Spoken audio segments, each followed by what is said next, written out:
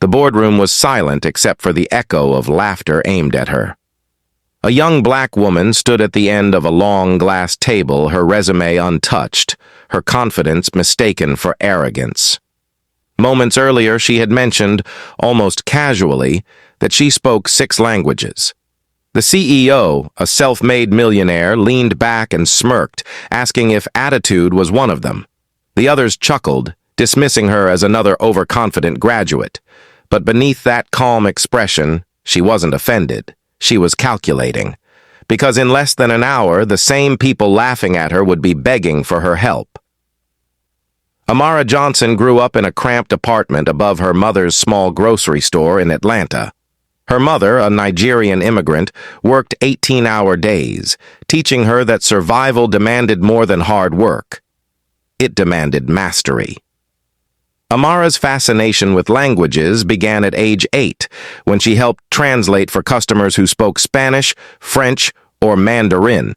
By 16, she was fluent in 6 tongues, each learned through borrowed books and late-night YouTube lectures on a flickering phone screen.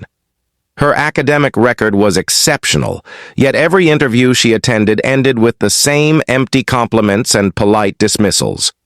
Recruiters saw only a black woman with ambition beyond her experience. The barrier was invisible but heavy, reinforced by the subtle tone shifts, the forced smiles, the coded phrases. Not quite the right fit.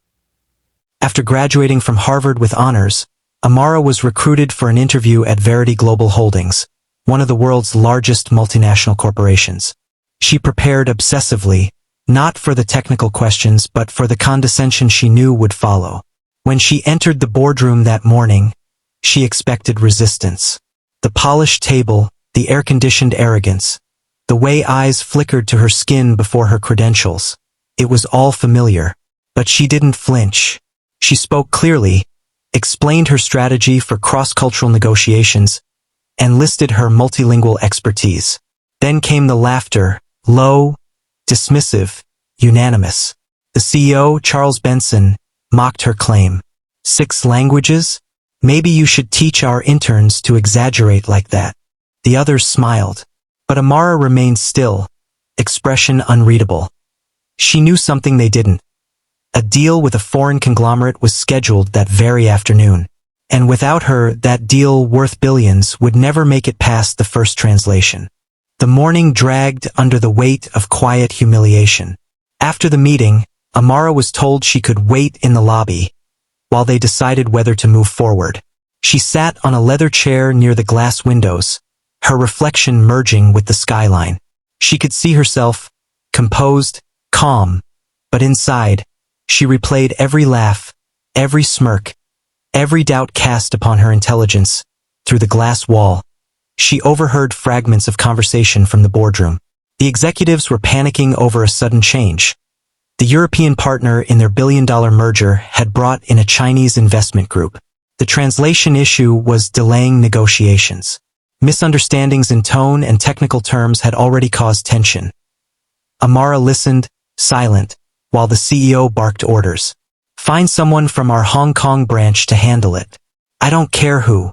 His voice carried frustration and fear, the arrogance from earlier stripped away. No one from the Hong Kong branch was available. Time was slipping. The European partners were preparing to leave. The merger that Verity Global had pursued for 3 years was collapsing in real time. Amara stood. The receptionist gave her a cautious look as she approached the door again. She didn't ask for permission. She walked in. The room fell silent. The same eyes that mocked her now blinking with surprise. I heard you're having trouble with the translation, she said, her tone steady. Benson's expression hardened. This isn't your concern.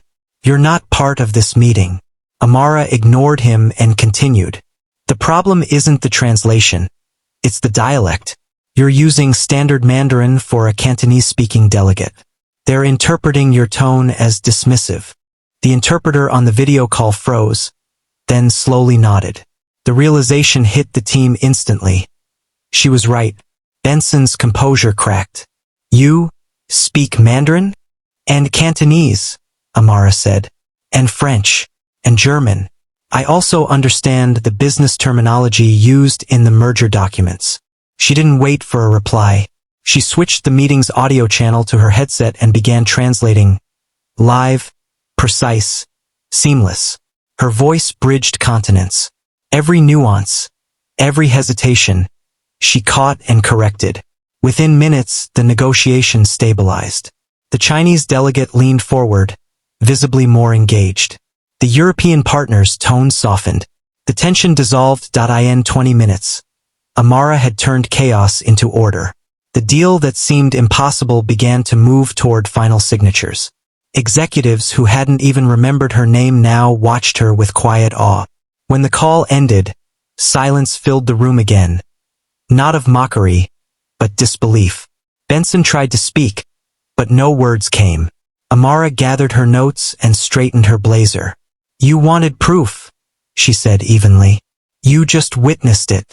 She turned to leave, her heels echoing across the marble floor. Behind her, someone whispered, Who is she? The same CEO who laughed at her minutes ago now stared after her, realizing the weight of his mistake. But Amara didn't turn back. She wasn't waiting for validation. She had just proven something larger than the room could contain. The next morning, Verity Global's headquarters buzzed like a shaken hive. Overnight, news of the successful merger had spread across financial networks. The company's stock surged, and headlines credited a young multilingual consultant for salvaging the deal in its final hour. Charles Benson summoned Amara to his office. The same man who once laughed at her now stood behind his desk, posture stiff, expression carefully measured. You made quite an impression yesterday, he said, his tone stripped of arrogance. The board was impressed. I'd like to discuss an employment offer. Amara didn't sit.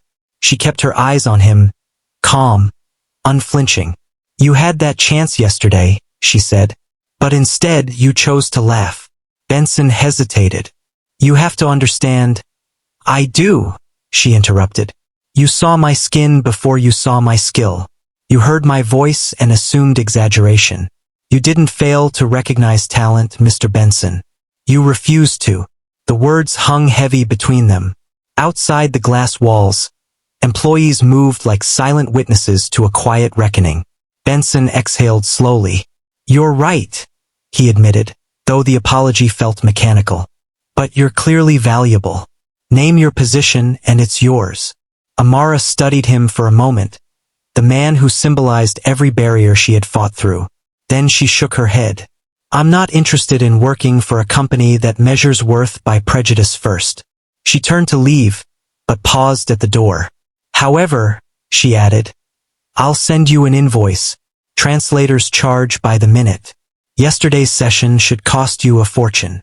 The CEO stood speechless as she walked away, not with anger, but with power reclaimed. For once, silence wasn't dismissal. It was respect, forced and undeniable. In that moment, Amara wasn't the girl from the grocery store, or the graduate waiting for permission. She was the woman who spoke 6 languages, and each one carried the same message. Never underestimate me again. Weeks later, Amara launched her own consulting firm, LinguaBridge International, a network of multilingual professionals specializing in global negotiations. What started from her apartment's kitchen table soon attracted high-profile clients who valued precision, culture, and respect over appearance. Within 6 months, she signed contracts with 3 Fortune 500 companies, including one that had previously rejected her resume without a reply. Verity Global eventually reached out again, this time as a client. The irony wasn't lost on her.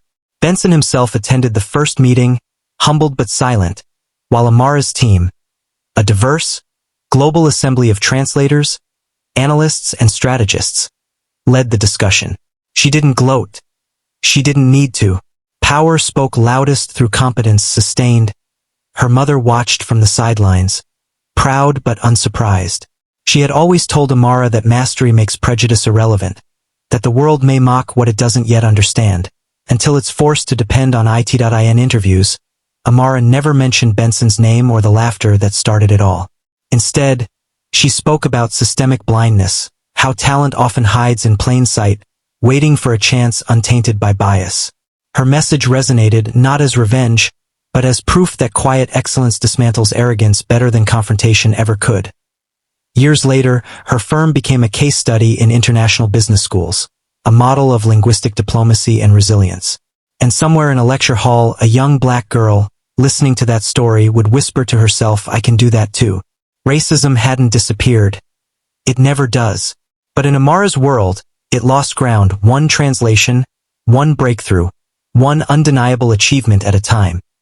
The same phrase that once drew laughter now carried a legacy. "I speak 6 languages." Not a boast. Not a defense. A statement of fact. A reminder that brilliance needs no validation. Only the courage to speak. And the strength to let results translate the rest.